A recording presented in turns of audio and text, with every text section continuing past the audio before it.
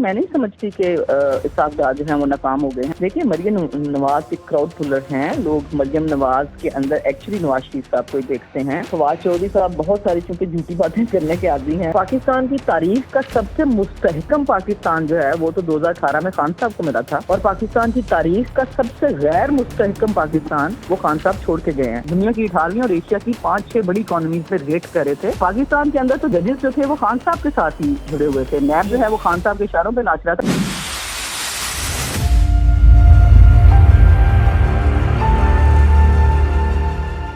अस्सलाम वालेकुम नाज़रीन, आप देख रहे हैं प्रोग्राम बागी क्यों और मैं हूं आपका होस्ट ज़ैनुल आबिदीन। नाज़रीन, मुल्क की सियासत किसी डगर में चलती हुई नज़र नहीं आ रही। नून लीग जो है वो अपना बयानिया बनाने में उस तरह से कामयाब नहीं हो पा रही। पीटीआई जो है वो जो बयानिया बना रही है क्या उसके मुताबिक डिलीवर कर सकेगी। इमरान खान साहब एक तरफ तो ये कहते हैं कि इस महंगाई के खिलाफ वो एहतजाज करेंगे, जबकि दूसरी जानिब वो ये कहते हैं कि अगर उनकी हुकूमत आती है तो वो भी IMF के पास जाएंगे। और जो पिछली उनकी हुकूमत थी उनके दौरान भी वो यही कहते हैं कि महंगाई उनका सबसे बड़ा दुश्मन है। क्या उनके पास इस महंगाई का कोई हल है अगर उनको गवर्नमेंट देती है आवाम। और उसके साथ साथ इसहाक डार साहब जो 2 दफा पहले डिलीवर तो कर चुके हैं लेकिन अब वो फेल हो रहे हैं, तो क्या जो डिलीवर नहीं कर सके असद उमर साहब, शौकत तरीन साहब या दूसरे जिन लोगों को जो है वो ट्राई किया इमरान खान साहब ने, क्या वो इस सूरत हाल से पाकिस्तान को निकाल सकते हैं। और उसके साथ साथ मरियम नवाज साहिबा की जो वापसी है इसका पाकिस्तानी सियासत पर क्या असर होगा।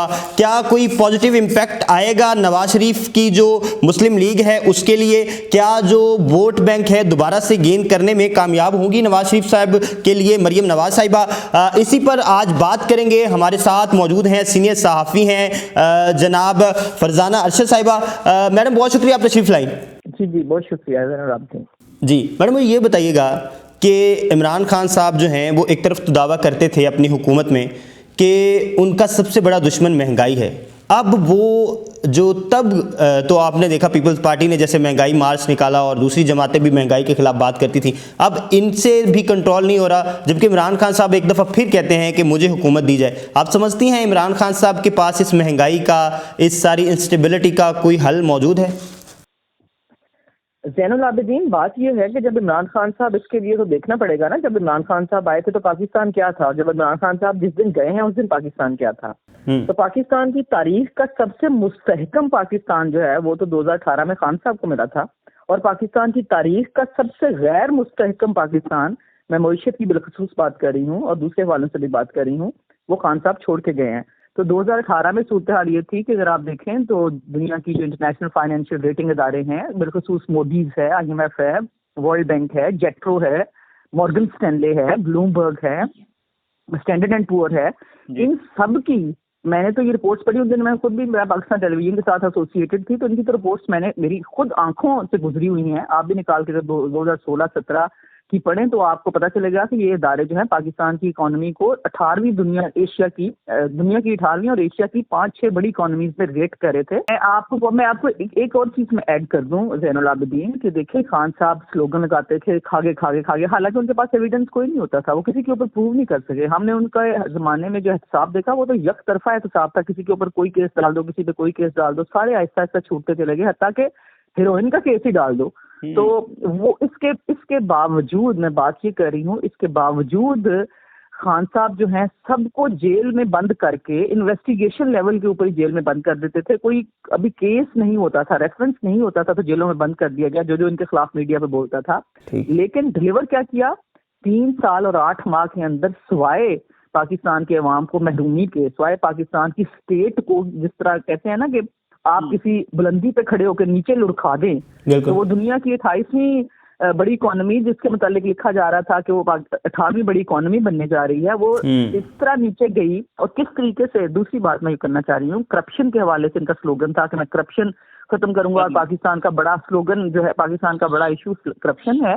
तो करप्शन में तो पाकिस्तान 170वें नंबर पे था जब ये 2018 में आए हैं, तो जब ये छोड़ के गए हैं तो पाकिस्तान 140वें नंबर पे था। इसहाक डार साहब ने नो डाउट परफॉर्म किया जो 90s में, उसके बाद 2013 से 18 उसमें भी उन्होंने बेहतरीन परफॉर्म किया और पाकिस्तान को एक अच्छी डगर पे लगाया।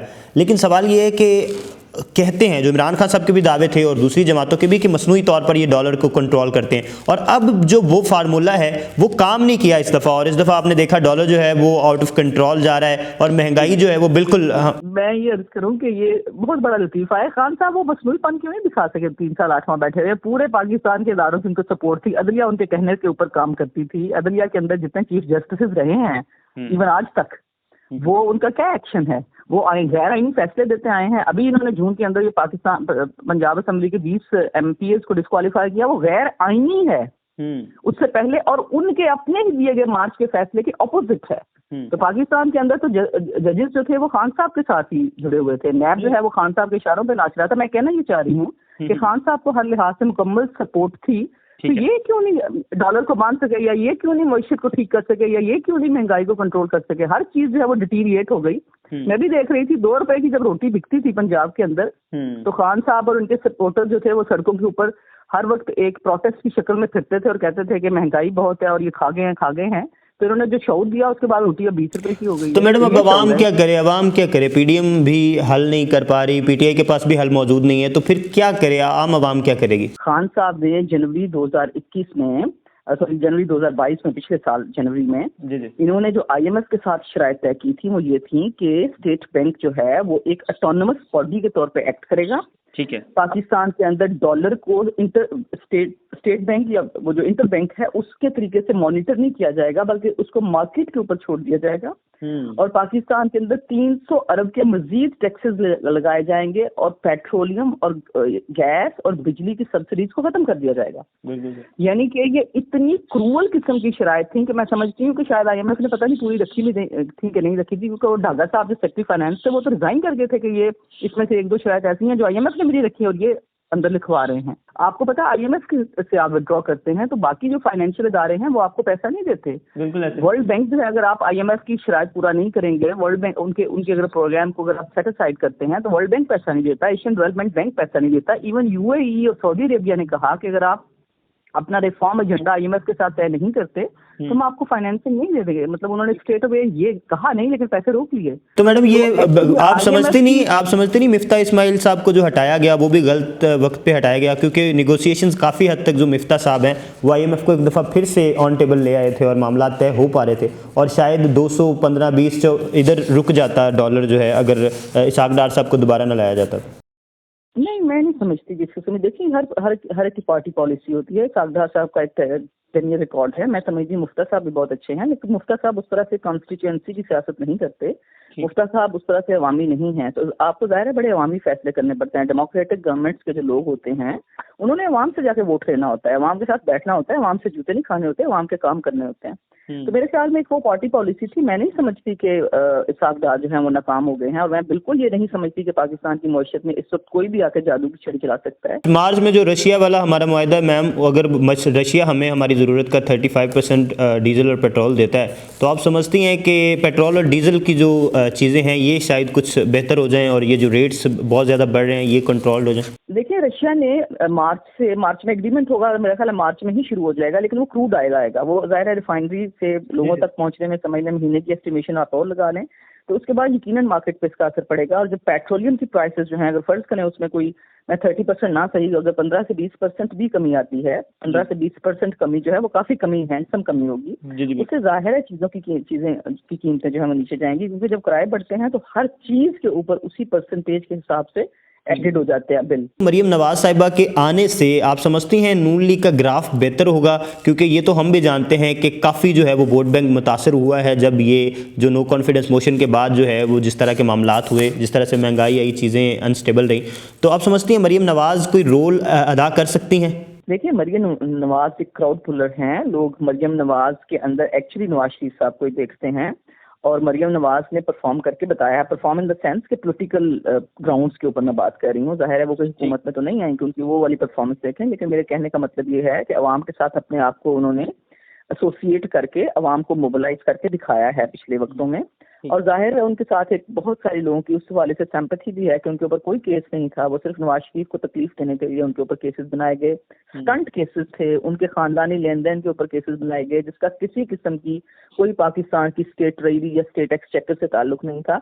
तो बड़े वो फ्रॉडस्टर केसों में जुलाई के महीने में उनको जेल में बंद किया गया। फिर वो जब उनकी जमानत हो गई तो एक दफा फिर से खामखाई बेनामी किस्म की कोई चीज बना के तो नैब के जरिए से उनके वालिद के सामने जाकर उनको जेल से उठाया गया। और जाहिर है उनकी, आई रिमेंबर कि उनकी वो टीनेजर बेटी भी साथ थी जो ऊंची ऊंची रोने लग गई थी। तो जाहिर है ये सारी की सारी बातें ग्राफ बेहतर होगा, ग्राफ बेहतर होगा। बिल्कुल बिल्कुल जी। आखिरी सवाल मैडम ये है कि फवाद चौधरी साहब ने कहा है कि पिछले 6 दिनों से उन्हें सिर्फ 2 घंटे सोने दिया गया। पहले तो ये बताएं कि ये मुमकिन है कि आप 6 दिन जो है वो बगैर सोए गुजार लें, और दूसरा ये कि ये दावा जो है अगर ये वाकईतन ऐसे है तो ये ज्यादती नहीं है? देखिए, मैं तो फवाद चौधरी साहब बहुत सारी चूंकि झूठी बातें करने के आदी हैं, वो स्ट्रेट अवे अपनी मर्जी से बात करते हैं। अगर वो 6 दिनों में 2 घंटे सोए हैं तो वो तो होश में ही ना होते, उनकी आंखें सूजी हुई होती हैं, जबकि उनकी ऐसी कोई सूरत हाल हमने नहीं देखी कम से कम तस्वीरों में। अगर आपने देखी है तो आप मुझे बता दें, लेकिन मैंने कम से कम उनकी इतनी पोस्ट सिचुएशन नहीं देखी, क्योंकि किसी शख्स को अगर 6 दिन ना सोने दिया जाए वो तो मरने वाली सूरत हाल हो जाती है। हम 24 घंटे ना सोएं तो हमारी आंखें नहीं खुल रही होती। तो मैं समझती हूँ कि ये दावा जो है वो एक सियासी बयान की तरह ही। जी मैडम, बहुत शुक्रिया, आप तशरीफ़ लाई और आपने हमारे सवालों के जवाब दिए। जी, तो हमारे साथ मौजूद थी फरजाना अरशद साहिबा, जिन्होंने हमें जवाब दिए हैं सवालात के, और वो क्या समझती हैं कि मौजूदा सूरत हाल में पाकिस्तान किस तरफ जा रहा है। क्या नून लीग का ग्राफ बेहतर होगा मरीम नवाज़ के आने से? क्या पाकिस्तान की मईशत में स्टेबिलिटी आएगी इसहाक डार के आने से? क्या होगा? और क्या समझती फवाद चौधरी साहब इतना बड़ा दावा कर रहे हैं, क्या ये सदाकत के करीब तरीन दावा है? उनकी राय तो आपने जानी, आप क्या समझते हैं हमें कमेंट सेक्शन में जरूर बताइएगा। देखते रहिए बागी टीवी।